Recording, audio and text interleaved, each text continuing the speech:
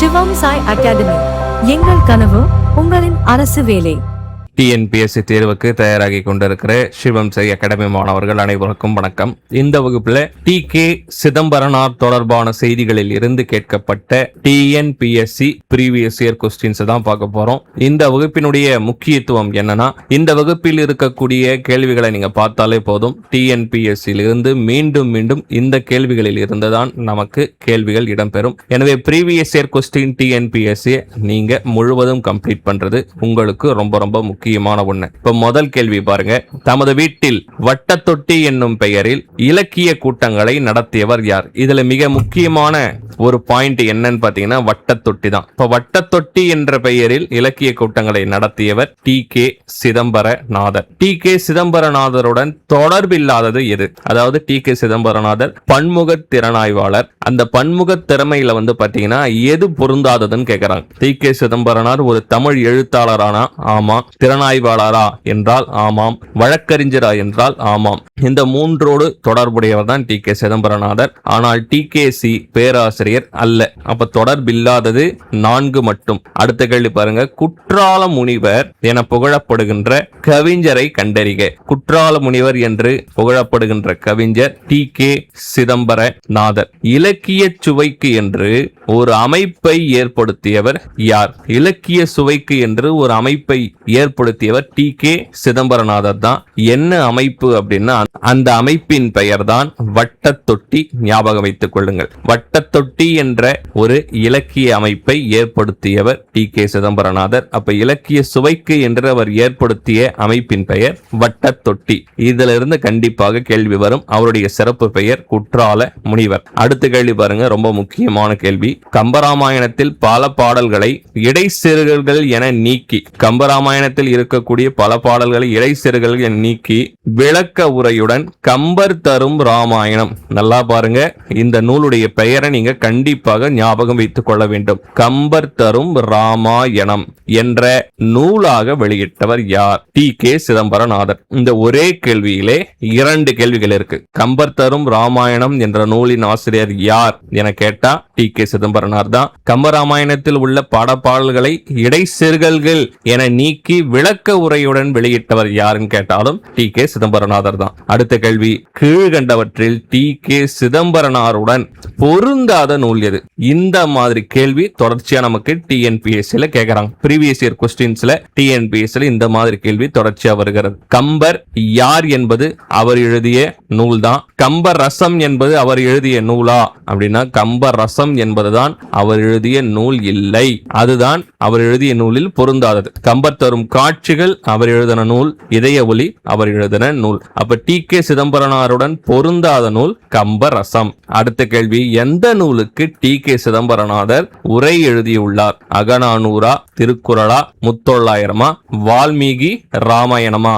என்றால் முத்தொள்ளாயிரம் என்ற நூலுக்குத்தான் அவர் உரை எழுதியுள்ளார். இதுதான் சரியான விடை. மிக முக்கியமான கேள்வி. வழக்கறிஞர் தொழில் புரிவதை விட தமிழ் இன்பத்தில் திளைப்பதை விரும்பியவர் யார்? வழக்கறிஞர் தொழில் செய்தவர் யாரு? டி.கே. சிதம்பரநாதர். திறனாய்வாளர் டி.கே. சிதம்பரநாதர். இலக்கியவாதி டி.கே. சிதம்பரநாதர். அவர் என்ன செய்யல? பேராசிரியர் பணி தான் செய்யல. அவர் வழக்கறிஞர் தொழிலை விட்டுவிட்டு தான் இலக்கிய பணிக்கு திரும்புகிறார். அப்போ அவர் என்ன குறிப்பிடுகிறார்னா, வழக்கறிஞர் தொழில் புரிவதை விட தமிழ் இன்பத்தில் திளைப்பதை விரும்பினார். யார் என்றால் டி.கே. சிதம்பரநாதர். அடுத்த கேள்வி. தமிழில் எல்லாம் உண்டு, தமிழின் கவிச்சுவைக்கு ஈடுமில்லை இணையுமில்லை என கூறியவர் டி.கே. சிதம்பரநாதர். ரசிகமணி என்ற பட்டம் பெற்றவர் யார்? டி.கே. சிதம்பரனார் தான். இதற்கு முன்பே பார்த்தோம். குற்றால முனிவர் என்ற பட்டம் பெற்றவரும் டி.கே. சிதம்பரனார் தான். ரசிகமணி என்ற பட்டம் பெற்றவரும் டி.கே. சிதம்பரநாதர் தான். தமிழால் அறிவியல் மட்டுமன்று அனைத்து இயல்களையும் கற்க முடியும் என சான்றுகளுடன் எடுத்து சொன்ன பெருந்தலைவர் யார்? டி.கே. சிதம்பரநாதர். கீழ்கண்டவற்றில் டி.கே. சிதம்பரனாருடன் பொருந்தாத சிறப்பு பெயர் எது? டி கே சிதம்பரனாருக்கு இதற்கு முன்பே 2 பெயர் நம்ம படிச்சிட்டோம். ரசிகமணி, குற்றால முனிவர். அது இல்லாம அவருக்கு வேற என்னென்ன சிறப்பு பெயர் இருக்கு அப்படின்னு நீங்க தெரிஞ்சாதான் இந்த கேள்விக்கு பதிலளிக்க முடியும். எந்த சிறப்பு பெயர் அவருக்கு பொருந்தாது என்றால் துப்பாக்கி என்ற சிறப்பு பெயர் பொருந்தாது. துப்பாக்கி என்பது கண்ணதாசன் அவர்களை குறிப்பிடும். துப்பாக்கி என்பது கண்ணதாசன் அவர்களை குறிப்பிடும். இப்ப தமிழிசை காவலர் TKC, வளர் தமிழ் ஆர்வலர் TKC, கடித இலக்கியத்தின் முன்னோடி TKC, ரசிகமணி குற்றால முனிவர் TKC. பொருந்தாதது துப்பாக்கி. கீழ்கண்டவர்களில் இந்து அறநிலையத்துறை பாதுகாப்பு ஆணையராக, இந்த கேள்வி நிறைய பேர் தவறு செய்த கேள்வி. கீழ்கண்டவர்களில் இந்து அறநிலையத்துறை பாதுகாப்பு ஆணையராக பணிபுரிந்த தமிழ் கவிஞர் யார்? அதாவது வழக்கறிஞராகவும் இருந்திருக்கிறார், இந்து அறநிலையத்துறை பாதுகாப்பு ஆணையராகவும் இருந்திருக்கிறார். இப்போ வழக்கறிஞர் தொழிலை விடுத்து இந்து அறநிலையத்துறை பாதுகாப்பு ஆணையராக பணிபுரிந்து விட்டு தமிழ் கவிஞரானவர் யார் என்றால் TK சிதம்பரனார் அவர்கள். அடுத்த கேள்வி, TK சிதம்பரனார் பற்றிய தகவல்களில் தவறான ஒன்றை தேர்ந்தெடுக்க வேண்டும். சென்னை மாகாணத்தில் சட்டமன்ற மேலவை உறுப்பினராக பணியாற்றியிருக்கிறார், அதாவது MLC. சரி. தமிழக அரசின் முத்திரையாக இருக்கக்கூடிய திருவில்லிபுத்தூர் ஆண்டாள் கோவில் கோபுரம் பரிந்துரை செய்தவர் இவர்தான். சென்னை மாகாண இந்து அறநிலையத்துறை பாதுகாப்பு ஆணையராக இருந்திருக்கிறார். தமிழ்நாடு நாடாளுமன்ற உறுப்பினராக தான் இவர் இருந்ததில்லை. அப்ப பொருந்தாதது தமிழ்நாடு நாடாளுமன்ற உறுப்பினர். அடுத்த கேள்வி, TK சிதம்பரனார் பிறந்த ஊர் எது? TK சிதம்பரனார் பிறந்த ஊர் திருநெல்வேலி என்பது எல்லாருக்குமே தெரியும். திருநெல்வேலி மாவட்டம் எல்லாருக்கும் தெரியும். ஆனா எந்த ஊர்ல அவர் பிறந்தார் அப்படின்னா வண்ணாரப்பேட்டையில் அவர் பிறந்தார். திருநெல்வேலி வண்ணாரப்பேட்டை.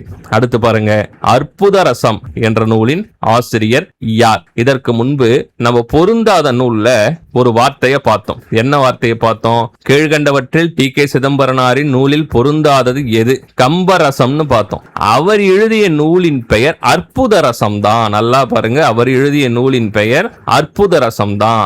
எனவே அற்புத ரசம் என்ற நூலின் ஆசிரியர் தான் TK சிதம்பரனார். கம்பரசம் என்பது அவர் எழுதிய நூல் அல்ல, ஞாபகம் வைத்துக் கொள்ளுங்க.